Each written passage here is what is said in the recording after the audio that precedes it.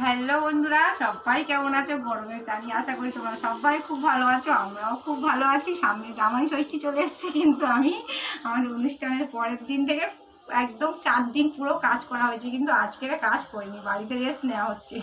খুবই গরম পড়েছে, খুবই কষ্ট হচ্ছে। দাদাভাই বাজারে গেছিলো, দেখো লেবু কিনে নিয়ে আসছে এখানে, আর এখানটা ঝিঙে কিনে নিয়ে আসছে। আজকে রান্না করব ঝিঙে দিয়ে মাছ, দেখা পাচ্ছ তোমরা, এই মাছটা দিয়ে আর এই ঝিঙেটা দিয়ে ঝোল করব।